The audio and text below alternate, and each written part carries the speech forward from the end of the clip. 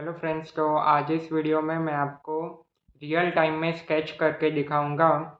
Simple कोई भी pencil या फिर पेन आप उठा लीजिए। सिंपल मैंने यहाँ पे पेंसिल और एक पेन उठा ली है और उससे मैं आपको स्केच करके दिखाऊंगा इस वीडियो में। तो ये पूरा रियल टाइम होगा। तो अगर आप स्केच करना चाहते हो तो आप मेरे साथ साथ आप भी स्केच कर सकते हो। तो वीडियो को स्टार्ट करता हूँ। तो जैसा कि आप वीडियो में देख सकते हो, तो पहले मैं लाइन से शुरू कर रहा हूँ। अब यहाँ पे मैं वार्म अप कर रहा हूँ कि स्केचिंग के पहले वार्म अप की जाती है कि हाथ को फ्लो में लाने के लिए पहले आपके हाथ फ्री होने चाहिए कि जैसे लाइंस कर्व्स या फिर सी और एस कर्व्स ले रहा हूँ। अब तो जो भी आपका मन करे यहाँ पे आपको वार्म अप में अपने हाथ को खोलना है।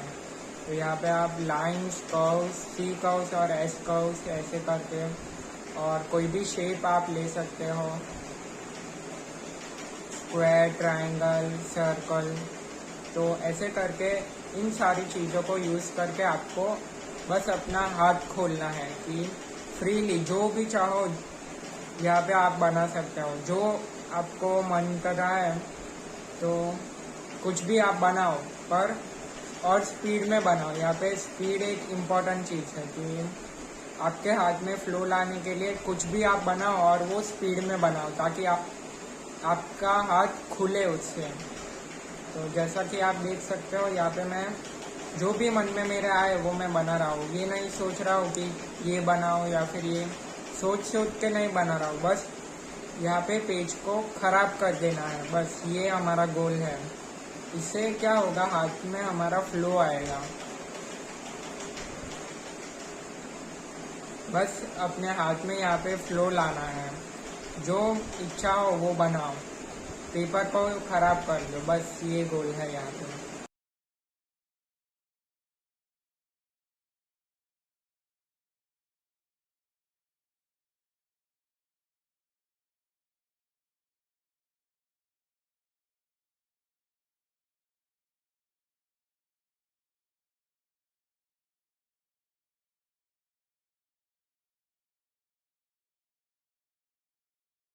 जैसा कि आप यहाँ पे देख सकते हो, तो इन सारी चीज़ों को यूज़ करके मैंने इस पेज को मतलब ख़राब कर दिया।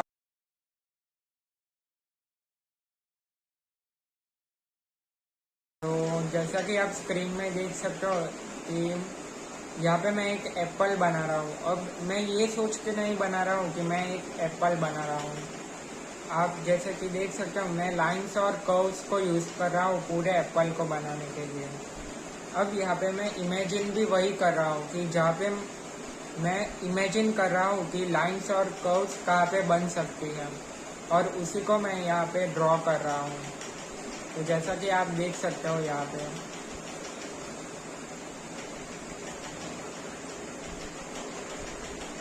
ये सिर्फ लाइन, स्ट्रेट लाइंस और एंगल्स और कर्व्स की मदद से मैं यहाँ स्केच कर रहा हूँ।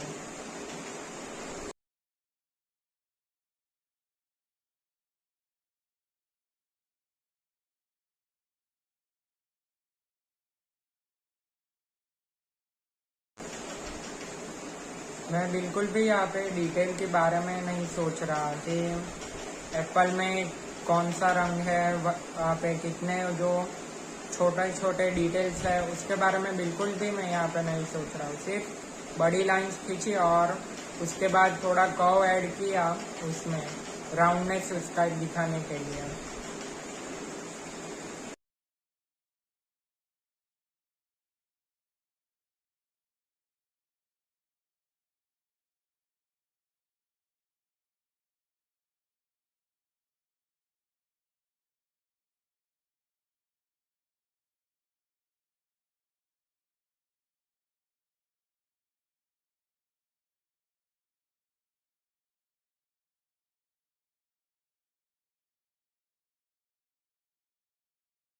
अब मैं यहाँ पे शेडिंग करूँगा तो यो भी रफ शेडिंग होगी, ऐसा नहीं कि बहुत डिटेल शेडिंग में कर रहा हूँ। तो वो भी एक रफ शेडिंग मैं यहाँ पे कर रहा हूँ।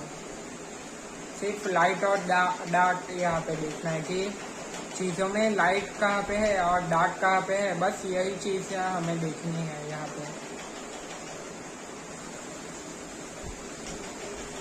तो जहाँ पे मुझे लाइट दिख रहा है वहाँ पे मैं लाइट छोड़ दूँगा, पूरे पेपर को ब्लैंक छोड़ दूँगा, और जहाँ पे डार्क है वहाँ पे रफली डार्क ऐड करके मैं इसको बनाऊँगा।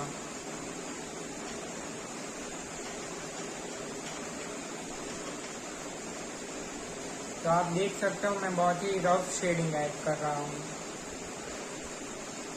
क्योंकि स्केचिंग में रफनेस ज़्यादा मैटर करती है एज़ कम्पेयर टू कि कितना हमने उसमें डिटेल किया है। जितनी आपकी रफनेस स्ट्रॉन्ग होगी वो उतना अच्छा होगा।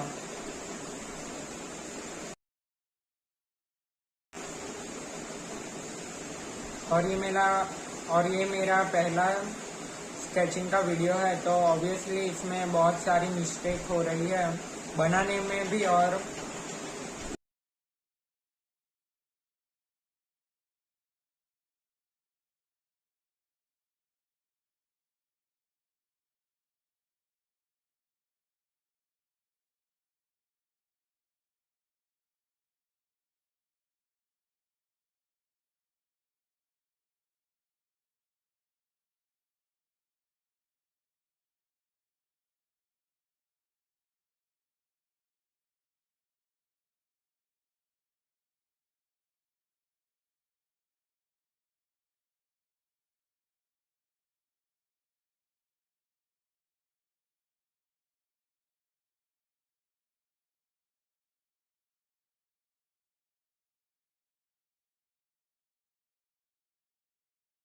यहाँ पे देखो कि कैसे मैं चीज़ों को बना रहा हूँ।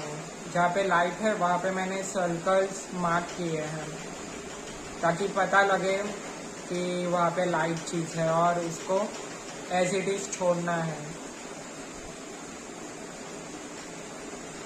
और उसके अराउंड उसके जो नज़दीक के दूसरे पार्ट है वहाँ पे भी लाइट रखना है, उतना ज़्यादा डार्क नहीं करना है।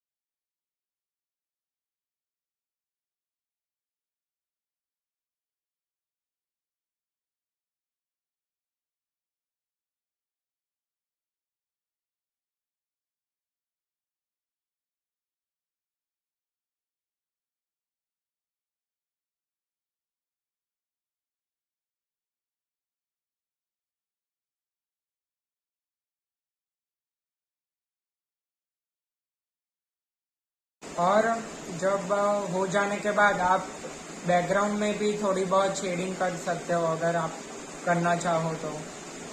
यहाँ पे मैंने थोड़ी बहुत शेडिंग करके इसको ख़त्म किया है।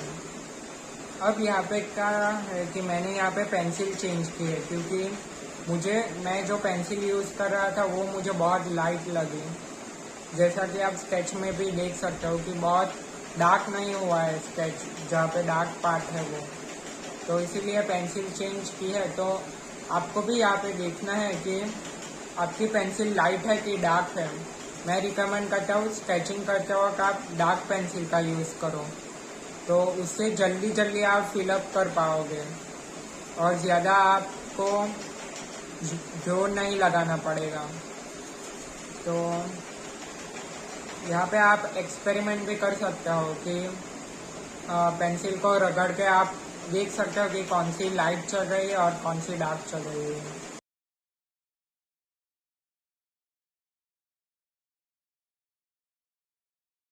तो अब यहाँ पे दूसरे स्केच पे आते हैं। अब यहाँ पे एक फ्लावर पॉट और एक फ्लावर का मैं स्केच कर रहा हूँ। अब यहाँ पे सिर्फ हमें लाइंस और एंगल्स को ऑब्जर्व करना है कि कहाँ पे हम लाइंस और एंगल्स खींच सकते हैं। जो भी बॉर्डर है यहाँ पे सब्जेक्ट मैटर की जो बॉर्डर है तो उसको सिर्फ हमें स्ट्रेट लाइंस और एंगल से और कर्व से, ये तीनों चीज़ से हमें बनाना है। एक स्ट्रेट लाइन, एंगल्स और कर्व्स।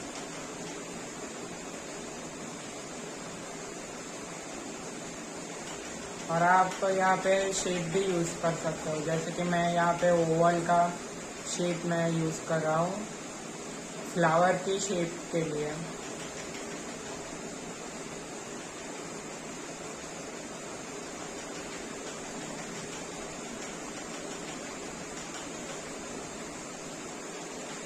और आप देख सकते हो मैं बहुत डिटेल में नहीं बना रहा हूँ, एक एक का जो फ्लावर के पत्ते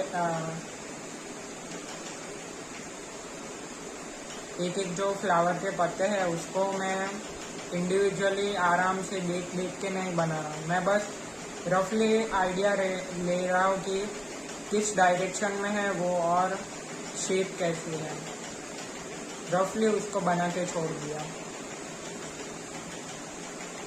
और शेडिंग भी उसको रफली करते हैं छोड़ रहा हूँ।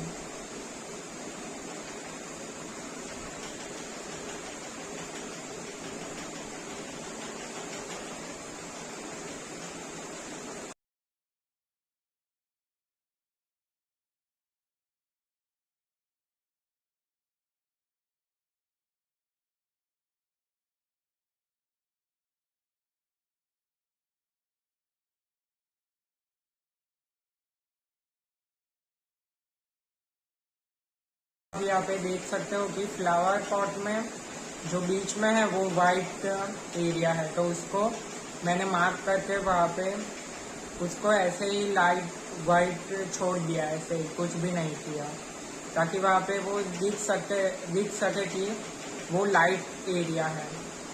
और बाकी सारी चीज़ को मैं थोड़ा डार्क बना रहा हूँ। जो आप वहाँ पे कॉर्नर पे देख सकते हो थोड़ा डार्क है, तो वहाँ पे मैं रफली डार्कनेस वहाँ पे ऐड कर रहा हूँ।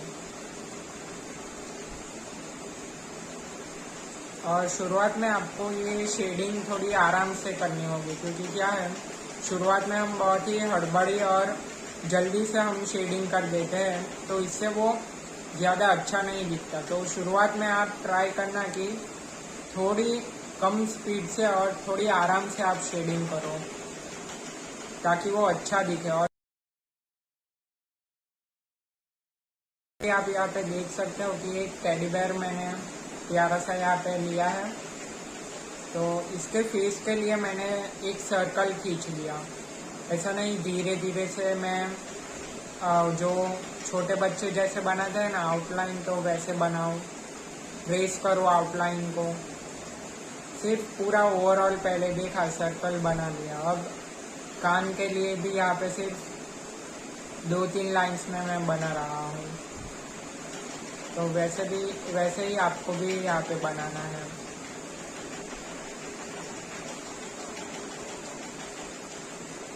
आप यहाँ पे मेरे साथ भी स्केच कर सकते हो कि एक एक का आराम से कर सकते हो कि एक लाइन देखी कि मैं कैसे बना रहा हूँ, और फिर वीडियो को पॉज करके आप भी वैसे ही लाइन बनाओ।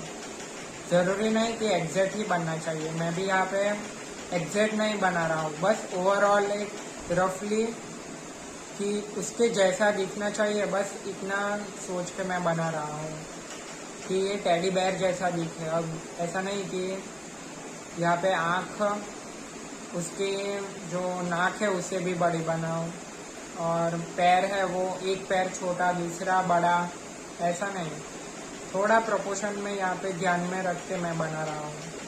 और जैसे आप यहाँ पे लाइंस से खींचोगे तो आपको इजीली वो आइडिया मिल जाएगा कि बड़ा बन रहा है कि छोटा बना रहा हो।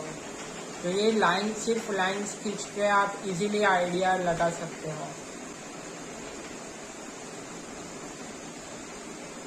तो धीरे धीरे से मैं यहाँ पे लाइंस खींच के आराम से लाइंस को स्ट्रेट लाइन में ओवरऑल इस टेडी बेयर को कन्वर्ट कर रहा हूँ, सिर्फ लाइंस और एंगल से।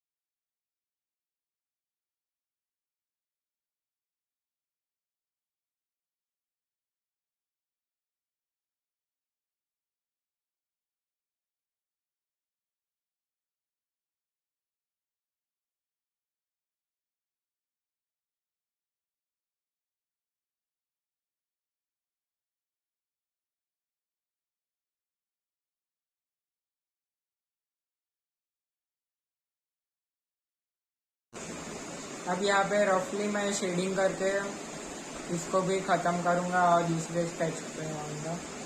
तो आप देख सकते हो कि मैंने यहाँ पे रफली शेडिंग की है, बहुत डिटेल में नहीं किया।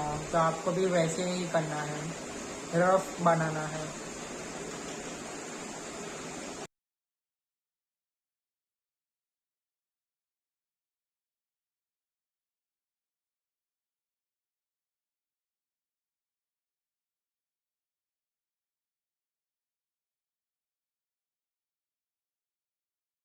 थोड़ा बहुत यहाँ पे बैकग्राउंड ऐड किया और अब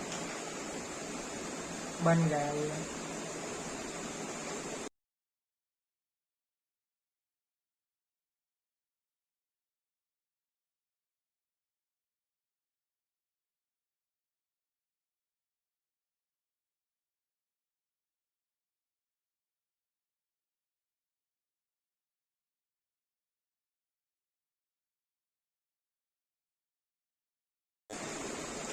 अब यहाँ पे दूसरा स्केच बनाता हूँ, ये शूज़ जो आप देख पा रहे हो उसका। अब यहाँ पे एक चीज़ बहुत इम्पोर्टेंट है कि यहाँ पे देखना बहुत ज़्यादा इम्पोर्टेंट है कि आप जो ये पिक्चर है, जो इमेज है शूज़ का, तो इसको आप स्ट्रेट लाइन में आप देख पा रहे हो कि नहीं, ये इम्पोर्टेंट है स्केचिंग के पहले।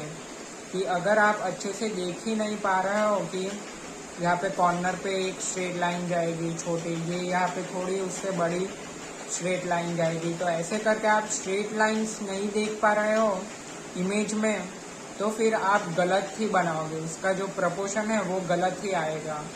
कि जो मेजरमेंट है कि बूट इतने साइज़ का होना चाहिए, ये पार्ट इतने साइज़ का होना चाहिए, तो इसके लिए आपको देखना बहुत ज़्यादा इम्पोर्टेंट है कि आप देख क्या रहे हो। मैं यहाँ पे सिर्फ बूट में इमेजिन कर रहा हूँ कि स्ट्रेट लाइन कहाँ कहाँ पे मैं यहाँ पे स्ट्रेट लाइन डाल सकता हूँ, रफली ये इमेजिन कर रहा हूँ। तो पहले ये देखना आपका ज़रूरी है कि आपको वो स्ट्रेट लाइन में चीज़ें दिख रही है कि नहीं। तो इसके लिए आप जो फ़ोन में है, तो जो इमेज आती है, जो भी इमेज आपको दिखे, तो उसको फिर आप एडिट करके, जो ऑप्शन आता है फ़ोन में ही ऑप्शन आता है एडिट का, तो इसमें से फिर आप डूडल करके वहाँ पे ऑप्शन भी आता है कि जिससे हम खुद ड्रॉ कर पाए, स्ट्रेट लाइन का भी ऑप्शन आता है। तो उसको फिर यूज़ करके आप उसको जो बॉर्डर है वहाँ पे आप स्ट्रेट लाइन को खींच के पूरा उसको कन्वर्ट कर सकते हो। तो ऐसे आप प्रैक्टिस कर सकते हो और इससे आपकी देखने ऑब्जर्वेशन स्किल बढ़ेगी कि आप फिर इसकी प्रैक्टिस के बाद डिजिटली जब आप प्रैक्टिस करने के बाद फिर आपको वो दिखने लगेगी रियल में भी, उसके बिना भी। तो इस तरीके से भी आप प्रैक्टिस कर सकते हो शुरुआत में, जब आपको चीज़ें देखनी हो अच्छे से।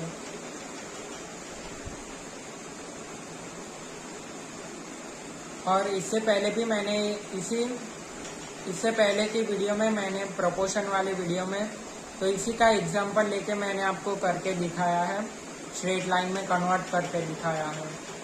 और उसी तरीके से मैंने शुरुआत में आपने देखा होगा वो स्ट्रेट लाइन में कन्वर्ट किया है। तो उस पार्ट को शुरुआत जो जब स्ट्रेट लाइन में कन्वर्ट किया है उसको फिर से दोबारा देखना, तो वो कुछ वीडियो में जैसा मैंने बताया वैसा ही दिखेगा। अब यहाँ पे मैं रफली शेडिंग ऐड कर रहा हूँ और